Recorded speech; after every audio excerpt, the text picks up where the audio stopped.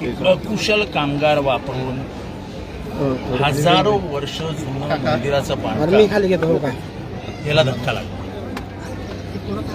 जगाच्या पाठीवर अशी रीतच नाही की ज्या दगडांचा इतिहास, कोरीव दगडांचा इतिहास हजारो वर्ष जुना आहे त्यांना कधीही हात लावला जातो. संपूर्ण दगड जे रचले गेले तुम्ही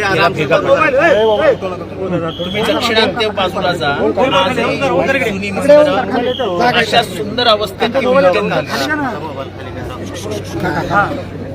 ज्या गाभाऱ्यामध्ये स्वयं शिवछत्रपती शिवाजी महाराज हे ह्या देवीचा आशीर्वाद घेऊन रयतेचं राज्य स्थापन केलं, तो गाभारा तोडायचा.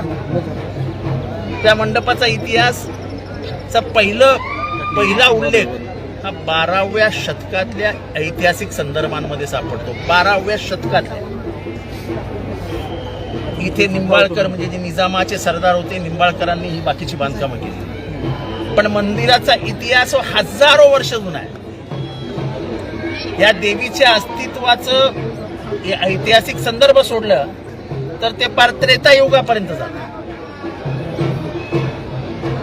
याला कोण परमिशन देते?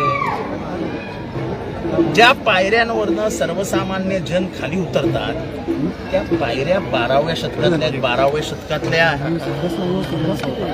तुम्ही या 12व्या शतकातल्या पायऱ्या काढणार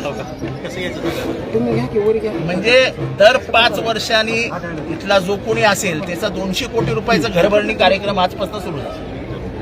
यांना इतके भीक लागले. बरं, शासनाने पैसे पाठवले का? नाही. मंदिराच्या भक्तांकडनं आलेल्या पैशातनं ह्यांची मौजमजा चालू. माझ्याकडे आर्किओलॉजिकल एक्सपर्ट सिन्हा नावाचे आहेत, जे पूर्वीचे आर्किओलॉजीचे अध्यक्ष होते, त्यांचा रिपोर्ट आहे. त्यांनी सांगितलं काही हजार रुपयामध्ये हे आपण मंदिर रिपेअर करू शकतो. आतमधल्या कोरीव बांधकामाचं सौंदर्य आणि त्याचा ऐतिहासिक संदर्भ, त्याची श्रद्धा त्रिसूत्री आहे ना, हे ते उद्ध्वस्तच करून टाकायचं काय कल्पना आहे?